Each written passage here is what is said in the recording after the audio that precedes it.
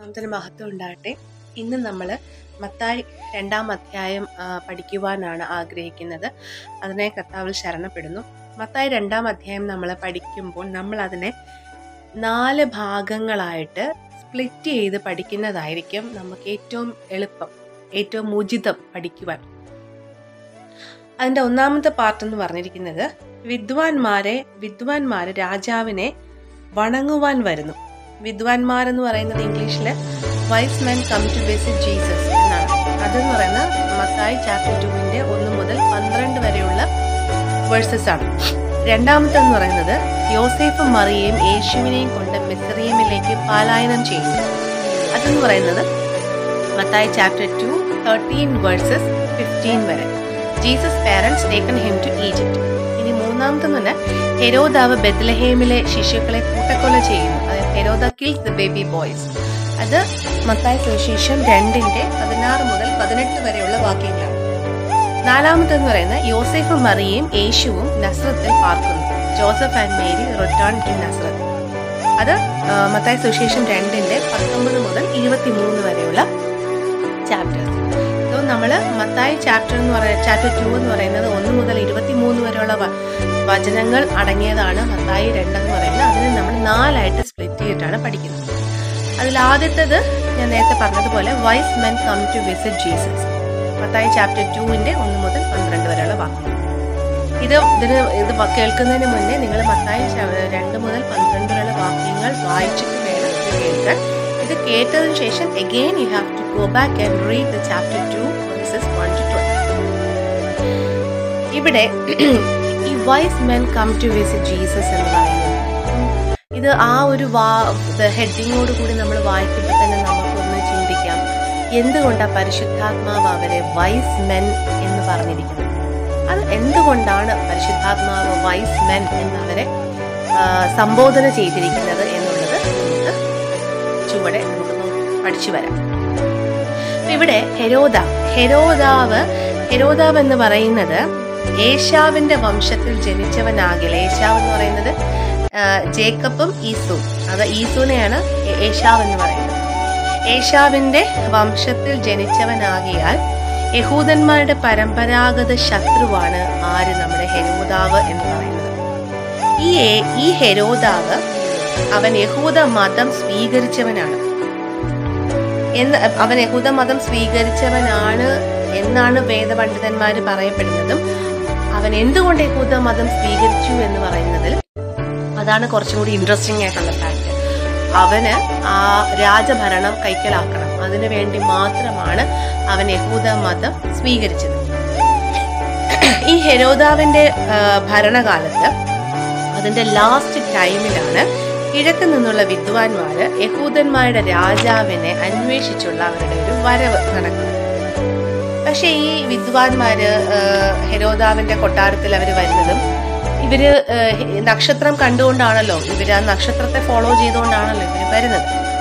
അപ്പൊ ഈ വിദ്വാൻമാര് പരിശുദ്ധാത്മാവ് വൈസ് മെൻ എന്ന് ഇൻട്രൊഡ്യൂസ് ചെയ്തിരിക്കുന്ന വ്യക്തികള് അവര് കിഴക്ക് എവിടെയാണ് അവർ താമസിച്ചിരുന്നതെന്നോ, അവർ എത്ര പേരുണ്ടായിരുന്നെന്നോ, അവർ എത്ര നാൾ യാത്ര ചെയ്താണ് ഹെരോദയുടെ കൊട്ടാരത്തിൽ വന്നതെന്നോ പരിശുദ്ധാത്മാവ് റിവീൽ ചെയ്തിട്ടില്ല. അത് ഇന്ന് വരെയും ഹിഡനായി തന്നെയാണ് ഇരിക്കുന്നത്. അപ്പോ ഈ വൈസ് മെൻ തങ്ങൾ വണങ്ങുവാൻ പോകുന്ന രാജാവിനെ കുറിച്ചുള്ള ഇൻഫോർമേഷൻ അവർക്ക് ലഭിച്ചത് എവിടെ നിന്നാണ്? ആ നക്ഷത്രം നിന്നാണ്. ഈ നക്ഷത്രമാണ് അവർക്ക് ഇതിനെ പറ്റിയുള്ള ഇത് കൊടുക്കുന്നത്. രാജാവിന്റെ ജനനത്തെ പറ്റിയുള്ള ഇൻഫോർമേഷൻസ് പാസ് ഓൺ ചെയ്യുന്നത് ആ നക്ഷത്രമാണ്. ഈ വൈസ്മെന്നിനെ അല്ലെങ്കിൽ വിദ്വാൻമാരെ കുറിച്ച് വേദപണ്ഡിതന്മാര് പറയുന്നത് എന്താന്ന് വെച്ചാല് ഈ മശിഹായുടെ വരവിനെ കുറിച്ച് പറയുന്ന പഴയ നിയമത്തിലുള്ള പ്രവചനങ്ങള് അവർക്ക് അറിവുണ്ടായിരിക്കണം. വിശേഷാൽ ഈ വൈസ്മെന്നിനെ വേദപണ്ഡിതന്മാര് ഇവര് ജാതീയ പുരോഹിതന്മാരെന്നാണ് പറയപ്പെട്ടിരിക്കുന്നത്. അപ്പൊ ഇവർക്ക് ഈ പറഞ്ഞ പ്രവചനത്തെ കുറിച്ച്, പഴയ നിയമത്തിൽ പറഞ്ഞിരിക്കുന്ന പ്രവചനങ്ങളെ കുറിച്ച് ഒരു അറിവ് ഇവർക്ക് ഉണ്ടായിരിക്കണം. അതിന് എക്സാമ്പിൾ പറയുന്നത് സംഖ്യാപുസ്തകം, അതായത് നമ്പേഴ്സ് ചാപ്റ്റർ 24 വേഴ്സസ് 17. അവിടെ ഇങ്ങനെ ഒന്ന് പറയുന്നു: യാക്കോബിൽ നിന്നൊരു നക്ഷത്രം ഉദിക്കും എന്ന ബിലയാമിന്റെ പ്രവചനം അത് വായിച്ചിട്ടുണ്ടാവാം, അത് അവർ വായിച്ചിട്ടുണ്ടാവാം എന്ന് നമ്മൾ അനുമാനിക്കുന്നു. അതുപോലെ തന്നെ ഡാനിയേൽ, ബുക്ക് ഓഫ് ഡാനിയലിന്റെ ചാപ്റ്റർ 9 വേഴ്സസ് 24-25 അവർ അതിൽ യേശുക്രിസ്തുവിന്റെ പ്രഥമ ആഗമന സമയം വരെ വെളിപ്പെടുത്തിയിട്ടുണ്ട്. അപ്പൊ ഇതെല്ലാം ഈ വിദ്വാൻമാർക്ക് അറിവുണ്ടായിരുന്നിരിക്കാം. അതുകൊണ്ടായിരിക്കും അവര് ആ മിശിഹായ വരുവാനുള്ള രാജാവിനെ അവര് ആകാംക്ഷയോടെ കാത്തിരുന്നത്. അപ്പോൾ അവരാദ്യം ഈസ്റ്റിൽ വെച്ച് കണ്ട സ്റ്റാർ, ഈസ്റ്റിലാണ് അവിടെ നിന്നാണ് അവർ യാത്ര തിരിച്ചിരിക്കുന്നത്. അവരവിടെ നിന്ന് ആ സ്റ്റാർ കണ്ടതിന്റെ പേരിലാണ്, ആ ഇൻഫർമേഷൻ സ്റ്റാറിൽ നിന്ന് കിട്ടിയതിന്റെ പേരിലാണ് അവർ യാത്ര തിരിച്ചത്. പക്ഷേ നമ്മൾ 2:9 നമ്മൾ വായിക്കുമ്പോൾ അവിടെ നമുക്ക് മനസ്സിലാക്കാൻ കഴിയുന്ന ഒന്നാണ്. നിങ്ങൾ ഹെരോദാവ് ഞാൻ ഈ പറയുമ്പോൾ തന്നെ നിങ്ങൾ മത്തായി ചാപ്റ്റർ 2 2:9 എടുത്ത് വായിക്കണം. ആ 2:9 പറയുന്നുണ്ട്, അവർ ആ കൊട്ടാരം വിട്ടതിന് ശേഷം, അതായത് അവര് ഹെരോദ രാജാവിൽ നിന്നും കുറച്ച് കാര്യങ്ങൾ കേട്ടു. ഹെരോദ രാജാവ് പറഞ്ഞു, നിങ്ങൾ ശിശുവിനെ പോയി കണ്ടിട്ട് അവനെ കണ്ടു കിട്ടുവാണെങ്കിൽ നിങ്ങൾ മടങ്ങി വന്ന് എന്നോട് പറയണം, എനിക്കും കൂടെ പോയി അവനെ നമസ്കരിക്കണം എന്നാണ് അവര് ഈ വൈസ്മെനിനോട് ഹെരോദാവ് പറഞ്ഞത്. അപ്പൊ ഹെരോദാവിന്റെ കൊട്ടാരത്തിൽ നിന്നും അവർ ഇറങ്ങിയപ്പോൾ, അങ്ങനെയാണ് അവിടെ എഴുതിയിരിക്കുന്നത്, ഇറങ്ങിയതിന് ശേഷം ഈസ്റ്റിൽ വെച്ച് അവർ കണ്ടിരുന്ന ആ സ്റ്റാർ അവർക്ക് അവിടെ പ്രത്യക്ഷപ്പെടുകയും ആ സ്റ്റാറിനെ അവർ ഫോളോ ചെയ്യുകയും ചെയ്തു എന്നാണ് അർത്ഥം എന്നാണ് പറഞ്ഞിരിക്കുന്നത്. അപ്പൊ 2:9 നമ്മൾ വായിക്കുമ്പോൾ നമുക്ക് മനസ്സിലാകുന്ന ഒരു കാര്യം എന്ന് പറയുന്നത്, അവരാദ്യം ഈസ്റ്റിൽ വെച്ച് കണ്ട സ്റ്റാർ അവരെ ഹെരോദാവിന്റെ കൊട്ടാരം വരെ അവരെ നയിച്ചിട്ടില്ല എന്ന് സ്പഷ്ടം. കാരണം ചിലപ്പോൾ അവരാൽ കയറിപ്പോയതായിരിക്കാം കൊട്ടാരത്തിൽ, അല്ലെങ്കിൽ ആരെങ്കിലും അവരെ ഇൻവൈറ്റ് ചെയ്തതായിരിക്കും, അതെന്താണെന്ന് നമുക്കറിയില്ല. പക്ഷേ ആ സ്റ്റാർ അവരെ ഹെരോദാവിന്റെ കൊട്ടാരത്തിലേക്കല്ല നയിച്ചത്. അവര് ഹെരോദാവിന്റെ കൊട്ടാരത്തിലേക്ക് കയറിപ്പോയതിനു ശേഷം ആ സ്റ്റാറിനെ പറ്റി യാതൊരു ഇൻഫർമേഷനും അവിടെ പറയുന്നില്ല. അവരെപ്പോ കൊട്ടാരത്തിൽ നിന്ന് പുറത്തിറങ്ങിയോ അപ്പോഴാണ് ആ ഈസ്റ്റിൽ കണ്ട നക്ഷത്രം അവർക്ക് മുന്നമേ വന്ന് നിന്നു എന്ന് പറയുന്നത്. ഇനി അവര് ഈ സ്റ്റാറിനെ നോക്കിയാണ് അവർ യാത്ര വീണ്ടും തുടർന്നു. അവർക്ക് മുമ്പായി ആ സ്റ്റാർ പോയി. അവിടെ ഇങ്ങനെയാണ് എഴുതിയിരിക്കുന്നത്, the star they had seen in the east went before them until it stopped above the place where the child was. അതായത് ശിശുവായ യേശു എവിടെയാണോ ജനിച്ചത് ആ യേശുവിന്റെ അടുക്കൽ വരെ സ്റ്റാർ അവരെ നയിച്ചു എന്നതാണ്. ഇവിടെ ഒരു കാര്യം ചേർക്കുവാൻ ഞാൻ ആഗ്രഹിക്കുന്നു. ഈ വൈസ്മെന് അവരുടെ ഹൃദയത്തില് ഒരു ആവശ്യബോധം, അവർ ആവശ്യബോധത്തോടെ ക്രിസ്തുവിനെ തിരഞ്ഞപ്പോൾ അവർ കണ്ടെത്തുകയാണ് ഉണ്ടായത്. അവരുടെ ആവശ്യം എന്ന് പറയുന്നത്, they want to see the king and they want to worship him and they want to give him some gifts and treasures. അതായിരുന്നു അവരുടെ ഹൃദയത്തിലെ ആഗ്രഹം. ആ ആഗ്രഹത്തോടെ അവർ അന്വേഷിച്ചപ്പോൾ അവർ യേശുക്രിസ്തുവിനെ കണ്ടെത്തുകയും തന്നെ ചെയ്തു. വചനം പറയുന്നുണ്ട്, നമ്മൾ അന്വേഷിച്ചാൽ മുട്ടുവിൻ തുറക്കപ്പെടും, നമ്മൾ അന്വേഷിച്ചാൽ നമ്മൾ കണ്ടെത്തുക തന്നെ ചെയ്യും എന്ന് പറയുന്നത് അതിന്റെ എക്സാമ്പിളാണ്.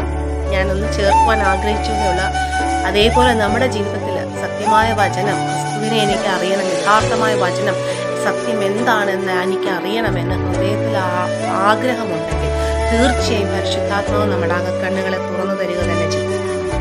ഇനി 2:11 പറയുന്നു, they came to the house where the child was and saw him with his mother എന്നാണ്. അവിടെ പറയുന്നത് ഒരു വീട്ടിൽ, ഒരു ഭവനത്തിൽ, അവര് വീട്ടിൽ ശിശുവിനെ അമ്മയായ മറിയയോടൊപ്പം കണ്ടു എന്നാണ് പറയുന്നത്. ശിശുവിനെ അമ്മയായ മറിയയോടൊപ്പം വീട്ടിൽ കണ്ടു എന്നാണ്. അപ്പോൾ യേശുക്രിസ്തുവിനെ വീട്ടിലാണ് ഈ വൈസ്മെൻ ആൾക്കാരെ പോയി കണ്ടത് എന്ന് അർത്ഥം. ഇനി അവര് കണ്ടിട്ട് അത് വ്യക്തമായി പറയുന്നുണ്ട്, അവര് യേശുക്രിസ്തുവിനെ അമ്മയായ മറിയയോടൊപ്പം കണ്ടു, അവനെ നമസ്കരിച്ചു എന്നാണ് പറഞ്ഞിരിക്കുന്നത്. യേശുവിനെ നമസ്കരിച്ചു എന്നാണ് അവിടെ പറഞ്ഞിരിക്കുന്നതിന്റെ അർത്ഥം. ഇനി ഈ വിദ്വാൻമാര് അവർക്ക് യേശുവിന് കുറച്ച് ഗിഫ്റ്റ്സ് കൊടുത്തു, ട്രഷേഴ്സും കുറച്ച് ഗിഫ്റ്റ്സും കൊടുത്തു. എന്തൊക്കെയാന്ന് വെച്ചാൽ ഗോൾഡ്, ഫ്രാങ്കിൻസെൻസ്, മൂറ്, അതായത് സ്വർണം, കുന്തുരുക്കം, മൂര്. എന്തുകൊണ്ടാണ് ഈ 3 മാത്രം കൊടുത്തത്? ഗിഫ്റ്റ് ഉണ്ടെന്ന് പറയുമ്പോൾ ഒത്തിരി മറ്റു പല ഗിഫ്റ്റ്സുകളും കൊടുക്കാമായിരുന്നില്ലേ? അവിടെ കൊടുത്തിരിക്കുന്നത് സ്വർണവും കുന്തുരുക്കവും മൂരുമാണ്. ഈ 3 ഗിഫ്റ്റ് കൊടുത്തതിന് ഒത്തിരി ഇന്നർ മീനിങ്സ് അതിനകത്തുണ്ട്. സ്വർണം സിംബിളൈസ് ചെയ്യുന്നത് ക്രിസ്തുവിന്റെ ദൈവത്വത്തിന്റെയും മഹത്വത്തിന്റെയും ചിഹ്നമായിട്ടാണ് അവർ സ്വർണം കൊടുത്തത്. അതായത് ക്രിസ്തുവിനെ ദൈവീക ആളത്വത്തിന്റെ കംപ്ലീറ്റ്നെസ്, ഒരു പൂർണ്ണത കാണിക്കാനാണ് സ്വർണം ഗിഫ്റ്റായിട്ട് കൊടുത്തത്. രണ്ടാമത് കുന്തുരുക്കം. കുന്തുരുക്കം എന്ന് പറയുന്ന ഒരു അല്ലെങ്കിൽ കുന്തിരിക്കം എന്ന് പറയുന്നത് ഫ്രാങ്കിൻസെൻസ് എന്ന് പറയുന്നത് ഒരു സുഗന്ധ പശയോ അല്ലെങ്കിൽ നമ്മുടെ അത്തർ പോലെയൊക്കെയുള്ള ഒരു സുഗന്ധ ദ്രാവകമാണ്. അത് എന്ന് വെച്ചാൽ പ്യുവർലി അതിൽ പെർഫെക്റ്റ് ആയിട്ട് പ്യുവർ ആയിട്ടുള്ള ഒരു സുഗന്ധമാണ് അതിൻ്റെ അകത്തുള്ളത്. അത് കാണിക്കുന്നത് എന്താണെന്ന് വെച്ചാൽ പാപപരിഹിത പൂർണ്ണമായിട്ടുള്ള ഒരു ജീവിതത്തെയാണ് കാണിക്കുന്നത്. അതായത് അവനിൽ പാപമില്ല, സിന്നില്ല. അതായത് പാപമില്ലാത്തവനെ നമുക്ക് വേണ്ടി പാപമാക്കിയതാണ്. ഒട്ടുപോലും പാപമില്ലാത്തവനെ നമുക്ക് വേണ്ടി പാപമാക്കി. അപ്പം പാപമില്ലാത്ത ഒരു ജീവിതം, പെർഫെക്റ്റ് ആയിട്ടുള്ള ഒരു ജീവിതത്തെയാണ് ആ ഫ്രാങ്കിൻസെൻസ് കൊണ്ട് ഉദ്ദേശിക്കുന്നത്. മൂന്നാമത് അവർ കൊടുത്തത് മൂര്. ഈ മൂര് എന്ന് പറയുന്നത് ശരിക്കും പറഞ്ഞ ഒരു ബിറ്റർനെസ് ഉള്ള ഒരു പ്ലാന്റ് ആണ്. അതൊരു ചെടിയാണ്, കയ്പുള്ള ഒരു ചെടിയാണ്. എന്തിനാണ് ഈ കയ്പുള്ള ഒരു ചെടി ഗിഫ്റ്റായി കൊടുക്കുന്നത്? അതിന്റെ അർത്ഥം എന്ന് പറയുന്നത് ലോകത്തിന്റെ പാപത്തെ ചുമക്കുന്നത് മൂലം അവൻ അനുഭവിക്കേണ്ട യാതനകളെയാണ് സിംബിളൈസ് ചെയ്ത് മൂര് കൊടുത്തിരിക്കുന്നത്. അതിനെയാണ് സിംബിളൈസ് ചെയ്യുന്നത് മൂര്. ഇനി 2:12 പറയുന്നുണ്ട്, ഇനി ഇവര് വന്ന് യേശുവിനെ കണ്ടു വണങ്ങി. ഈ വിദ്വാൻമാർ മടങ്ങിപ്പോവാം. ഈ മടങ്ങിപ്പോകുന്ന സമയത്ത് ഹെരോദാവിന്റെ അടുക്കൽ മടങ്ങി പോകരുത് എന്ന് സ്വപ്നത്തിലൂടെ ഹോളി സ്പിരിറ്റ് അവർക്ക് നൽകിയ ഗൈഡൻസിൽ അവർ അക്സെപ്റ്റ് ചെയ്യുകയും അതിനോട് അവർ ഒബേ ചെയ്യുകയും ചെയ്തു. അവർ സ്വദേശത്തേക്ക് മടങ്ങിപ്പോയി. കാരണം എന്തുകൊണ്ട് പരിശുദ്ധാത്മാവ് വിദ്വാൻമാരെ അങ്ങനെ വാൺ ചെയ്തു? കാരണം നിങ്ങൾക്ക് തോന്നുന്നുണ്ടോ ഹെരോദാവ് വാസ്തവമായി യേശുവിനെ കാത്തിരിക്കുകയായിരുന്നു എന്നും യേശുവിന്റെ ജനനത്തിന് വേണ്ടി അവൻ ആകാംക്ഷയോടെ കാത്തിരിക്കുകയും യേശു ജനിച്ചു കഴിഞ്ഞാൽ അവനെ ചെന്ന് വണങ്ങി നമസ്കരിക്കേണ്ടതിന് ആകാംക്ഷയോടെ കാത്തിരിക്കുകയാണ് ഹെരോദാവ് ചെയ്തതെന്ന് നമ്മൾ നേരത്തെ പറഞ്ഞതുപോലെ യഹൂദന്മാരുടെ ശത്രുവായിരുന്നു ഹെരോദാവ്. അപ്പോൾ ഹെരോദാവിന് അങ്ങനെ ഒരു ഹെരോദാവിന്റെ ഇന്നറായിട്ടുള്ള ഒരു തോട്ട്, ഹെരോദാവിന്റെ ഉള്ളിലുള്ള ചിന്ത, ഒരൊറ്റ ചിന്ത മാത്രമേ ഹെരോദാവിനുണ്ടായിരുന്നുള്ളൂ. യേശുവിനെ എങ്ങനെയെങ്കിലും ഇല്ലായ്മ ചെയ്യുക, യേശുവിനെ ആ ജനനത്തിന് ചെറുപ്രായത്തിലെ തന്നെ യേശുവിനെ കൊന്നുകളയുക. അതിനു വേണ്ടിയിട്ടാണ് അവൻ ആ ഉപായ രൂപേണയാണ് വിദ്വാൻമാരോട് സംസാരിച്ചത്. ഇതേ ഉപായ രൂപേണ സംസാരിച്ച ഒരാളെ നമുക്ക് പഴയ നിയമത്തിൽ കാണാൻ കഴിയും. ഉൽപ്പത്തിയിൽ ഹവ്വയെടുത്ത് പിശാച് ഉപായ രൂപേണയാണ് അവളെ വഞ്ചിക്കുവാനായിട്ട് ഇടവരുത്തി, അവളെ ട്രാപ്പിലാക്കിയത്. അതാണ് പുതിയ നിയമത്തിൽ പറയുന്നുണ്ട്, പുരുഷനല്ല സ്ത്രീ അത്രേ വഞ്ചിക്കപ്പെട്ട് ലംഘനത്തിൽ അകപ്പെട്ടത്. അങ്ങനെയാണ് വചനത്തിൽ എഴുതിയിരിക്കുന്നത്. അപ്പൊ ഉപായ രൂപേണയാണ് ഹവ്വയെടുത്ത് പിശാച് വന്നത്. അതേപോലെ തന്നെയാണ് ഹെരോദാവ് ഉപായ രൂപേണയാണ് ഈ വൈസ്മെനോടും അപ്രോച്ച് ചെയ്തത്. അതായത് നിങ്ങൾ ശിശുവിനെ കണ്ടാൽ വന്ന് എന്നോട് പറയണം, എന്നാൽ എനിക്കും കൂടെ പോയി നമസ്കരിക്കണം. അത് വാസ്തവമായത് ദൈവാത്മാവിനറിയാം, അതല്ല അവന്റെ ഉദ്ദേശം. പക്ഷേ വൈസ്മെൻ ആൾക്കാർക്ക് അറിയത്തില്ല, ആ വിദ്വാൻമാർക്ക് അറിയത്തില്ല. അവരുടെ യഥാർത്ഥ നിഷ്കളങ്കമായ അവരുടെ ആഗ്രഹം യേശുവിനെ കാണണമെന്നുള്ളതാണ്. പക്ഷെ അതിനെ മുതലെടുത്തുകൊണ്ടാണ് പിശാച് ഉപായ രൂപേണ അവരോട് സംസാരിച്ചത്. പക്ഷെ പരിശുദ്ധാത്മാവ് അവരെ സ്വപ്നത്തിൽ അവരെ വാൺ ചെയ്തു, നിങ്ങൾ അവിടെ പോകരുത്, നിങ്ങൾ മടങ്ങി വേറെ വഴിയായി സ്വദേശത്തേക്ക് പോകുവാൻ പറഞ്ഞപ്പോൾ അവര് അതിനെ അക്സെപ്റ്റ് ചെയ്തു, അവരതിനെ ഒബേ ചെയ്തു. അതുകൊണ്ടാണ് പരിശുദ്ധാത്മാവ് അവരെ വൈസ് മെൻ എന്ന് ഇൻട്രൊഡ്യൂസ് ചെയ്തിരുന്നത്. പക്ഷെ നേരെ മറിച്ച് അപ്പം നിങ്ങൾ ചിന്തിക്കും, എന്തുകൊണ്ട് ഹവ്വയെടുത്ത് പരിശുദ്ധാത്മാവ് വാൺ ചെയ്യാതെ? ഹവ്വയെടുത്ത് ആദാമിൻ്റെ അടുത്ത് ഓൾറെഡി വാൺ ചെയ്ത് കൊടുത്തിട്ടുണ്ടല്ലോ, നിങ്ങൾ ആ ഭക്ഷിക്കരുതെന്ന്. നിങ്ങൾ ഇവിടെയുള്ള സകല ഫ്രൂട്ടും കഴിക്കാം, പക്ഷെ ജീവന്റെ ആ ഒരു നന്മ തിന്മകളെ അറിവുള്ള വൃക്ഷത്തിന്റെ ഫലം തിന്നരുതെന്ന് വാൺ ചെയ്തിട്ടുണ്ട്. ആ വാൺ ചെയ്ത് അതിനെ നെഗ്ലക്റ്റ് ചെയ്തുകൊണ്ടാണല്ലോ പിശാചിന്റെ കെണിയിൽ ഹവ്വ വീണു പോകാൻ ഇടവന്നത്. അതുകൊണ്ടാണല്ലോ ഏക മനുഷ്യനാൽ പാപം ഭൂമിയിലേക്ക് ഏക മനുഷ്യന്റെ അനുസരണക്കേടിനാൽ പാപം ഭൂമിയിലേക്ക് പ്രവേശിക്കുവാൻ ഇടവന്നതും അതുകൊണ്ടാണ്. ആ ഒരു കാരണത്താലാണ് ഈ വൈസ് മെൻ എന്നുള്ള വാക്ക് സംബോധന ചെയ്തിരിക്കുന്നത്. ഹല്ലേലൂയ. ഇന്ന് നമ്മൾ കുറച്ച് മാത്രമേ നമ്മൾ പഠിക്കുന്നുള്ളൂ. നാളെ അതിന്റെ കണ്ടിന്യൂവേഷൻ ആയിട്ട് പഠിക്കുമ്പോൾ ഇതിന്റെ അകത്തൊരു കാര്യം കൂടി ഉണ്ട്. അത് ഞാൻ പറഞ്ഞിട്ടില്ല. അതായത് ഹെരോദാവ് യേശുവിൻ്റെ ജനനത്തിൽ യേശുവിൻ്റെ ജനിച്ചു എന്നുള്ള വാർത്ത കേട്ടപ്പോൾ ഹെരോദാവും ആ രാജ്യത്തിലെ ജനങ്ങളും ഭയപ്പെട്ടു എന്ന് പറയുന്നത് എന്തുകൊണ്ട് അവർ ഭയപ്പെട്ടു എന്നുള്ളതിനെ പറ്റി നമുക്ക് നാളെ ചിന്തിക്കാം. ഇന്ന് ഈ വചനത്താൽ ദൈവം നിങ്ങളേവരെയും അനുഗ്രഹിക്കുമാറാകട്ടെ. God bless.